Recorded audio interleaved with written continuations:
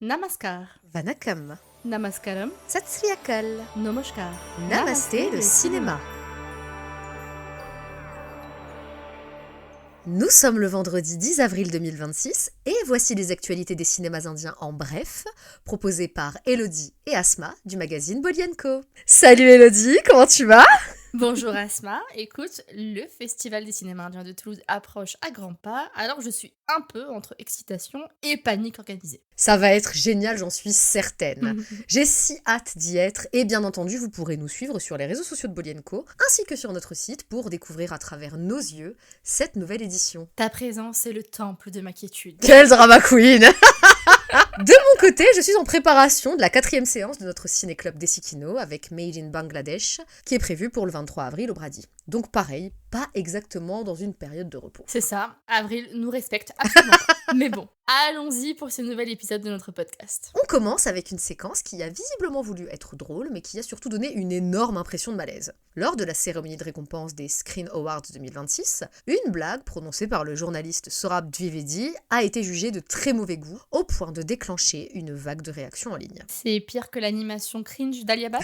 Hélas, oui. Ce trait d'humour douteux portait sur l'acteur Rajpal Yadav, et ce qui est gênant, c'est que l'humour consistait à ressortir ses anciennes affaires financières, notamment l'histoire du chèque impayé du comédien. Qu'est-ce que c'est que cette histoire ? Ça commence par un gros coup de malchance financière pour Rajpal Yadav. En 2010, il avait pris un prêt d'environ 5 crores de roupies, soit plusieurs millions d'euros, pour produire et réaliser son film Atta Patta la Patta. Le film est sorti en 2012, mais il a complètement coulé au box-office, et Rajpal s'est retrouvé incapable de rembourser le prêt comme prévu. Misère. Pour tenter de régler la dette, il a ensuite émis plusieurs chèques qui sont repartis en banque faute de fonds. C'est ce qu'on appelle un check bounce en Inde, et c'est un délit assez sérieux. Le dossier s'est transformé en affaire pénale, et Rajpal a été condamné à quelques mois de prison dans cette affaire de chèques impayés, avec une dette totale qui a grossi jusqu'à environ 9 crores de roupies entre les prêts, les intérêts et les pénalités. Ah oui, j'ignorais que ça avait pris de telles proportions. Donc, quand on parle de l'histoire du chèque impayé, on ne parle pas juste d'une petite étourderie financière, mais d'un vrai passage en justice, d'une faillite liée à un film qui a mal fonctionné, et d'une peine de prison qui a marqué sa vie publique comme sa carrière. Surtout que ça remonte, alors bon, quel intérêt ? Saurabh a réagi, affirmant que sa boutade avait été mal comprise. En somme, on voulait faire une blague sur tout le monde, et ça a fini par sonner comme une moquerie ciblée sur un acteur déjà exposé. Et ce n'est pas anodin parce que Rajpal Yadav, c'est pas juste un monsieur qu'on peut balancer en punchline. C'est l'un des visages récurrents de la comédie indienne, avec une filmographie immense, souvent dans des seconds rôles, mais avec une gouaille et un panache inégalés. De Hangama à Bulbulaya, en passant par Malamal Weekly, Dedanadan ou Mutse Shadikaroge, il a construit une carrière sur un mélange rare, l'exagération comique, oui, mais avec une vraie musicalité du jeu.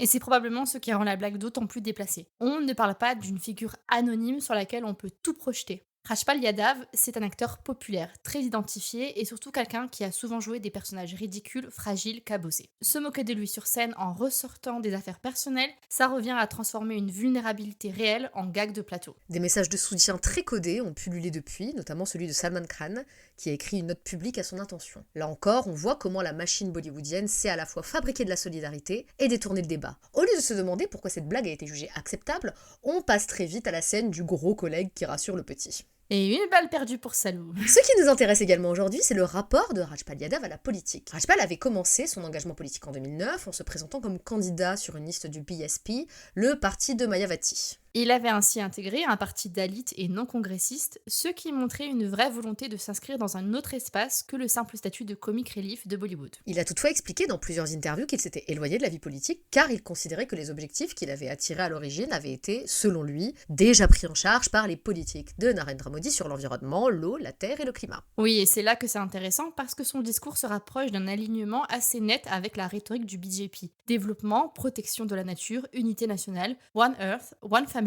One Future. Il présente son retrait comme une sorte de conclusion logique, presque morale, en disant en substance « Je voulais agir sur ces sujets et Modi l'a déjà fait ». C'est une position qui mérite d'être regardée de près parce qu'elle dit quelque chose de plus large sur la manière dont beaucoup d'artistes indiens se repositionnent politiquement. Ici, on n'est pas seulement sur un acteur qui a quitté la politique, mais sur quelqu'un qui en parle comme d'un espace où l'État a déjà accompli ce qu'il fallait, ce qui revient à légitimer en partie le récit du pouvoir en place. En conséquence, la blague des Screen Awards tombe dans un drôle de contexte. Rajpal Yadav est à la fois un acteur moqué, un ancien homme politique et quelqu'un dont le récit public est désormais très maîtrisé, presque nettoyé. Résultat, la blague a été perçue comme un coup de plus sur quelqu'un qui n'était pas là pour servir de cible facile. En fait, ce dossier dit beaucoup de choses sur l'industrie. Elle adore les figures populaires, elle capitalise sur leur image, puis elle les recycle en objets de moquerie quand ça l'arrange. Et quand ça dépasse, on invoque l'esprit de camaraderie. Mais bon, comme on dit souvent, t'es sérieuse? Parce qu'on voit bien que le problème n'est pas seulement la blague, mais le système qui la rend possible. Elodie, quel projet à venir fera l'objet de notre rubrique du jour? Franchement, ça a l'air tellement réjouissant. On va en effet parler de Toaster, nouveau film indie de Netflix avec Rajkumar Rao et Sanya Malhotra dans les rôles principaux. Rien que le pitch donne envie de sourire. Un radin pathologique part à la recherche de son grille-pain et évidemment, tout part en vrille. Hein? Je sais, c'est tellement absurde que ça en devient immédiatement prometteur. Le métrage se présente comme une comédie satirique avec un point de départ ultra concret. Un grille-pain, donc un objet ménager tout bête, mais qui devient le moteur d'une chronique sur l'obsession de la possession, le manque, le rapport quasi maladif à l'objet dans la société de consommation indienne. Moi qui ne supportais plus Rajkumar depuis ses derniers choix artistiques, tu es à 2 doigts de me faire changer d'avis. Oui, je suis très persuasive, très chère. Et ce n'est pas fini, puisque le duo principal est très rassurant. Rajkumar Rao et Sanya Malhotra, c'est exactement le genre de binôme qui peut faire exister un film au-delà de son concept. Rajkumar a cette capacité à jouer le petit décalage sans forcer, et Sanya apporte souvent une énergie très concrète, très vivante, qui donne de l'épaisseur aux histoires un peu folles. Que sait-on de plus au sujet de cette œuvre qui semble particulièrement décalée? Eh bien, que le film est réalisé par Vivek Das Chaudhry, qui avait déjà travaillé avec Rajkumar Rao sur la série Guns and Globes.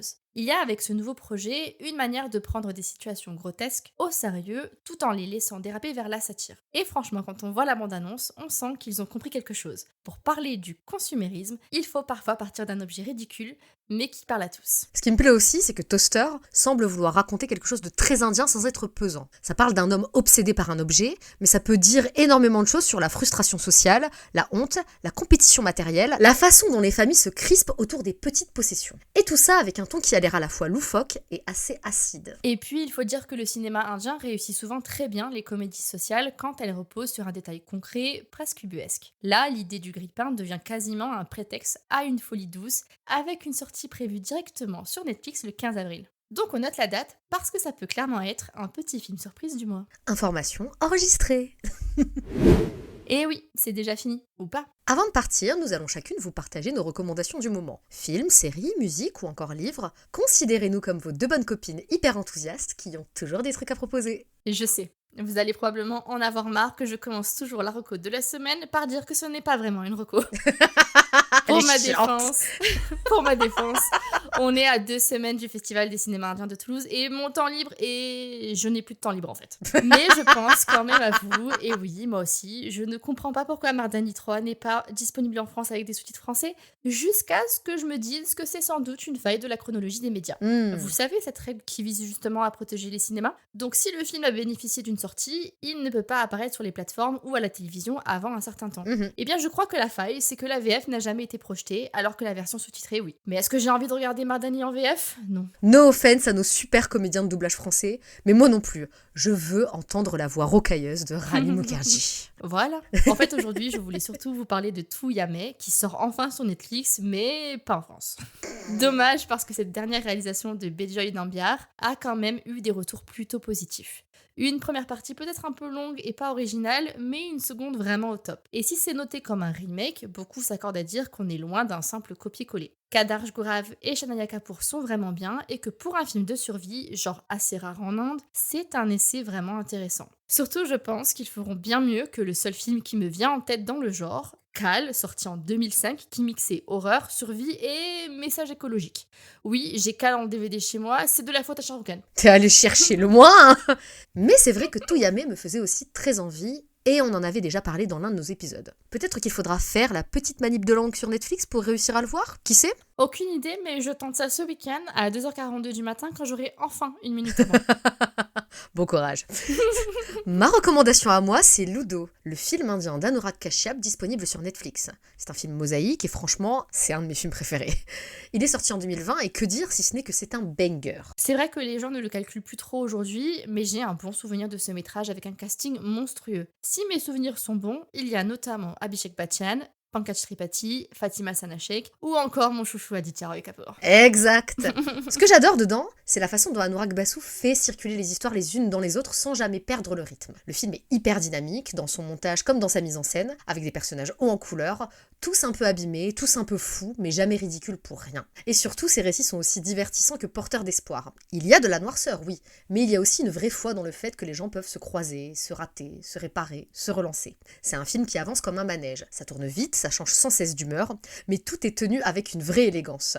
Si vous aimez les films choraux, les histoires qui semblent partir dans tous les sens mais qui finissent par vous ramener à quelque chose d'émotionnellement très juste, Ludo est une merveille.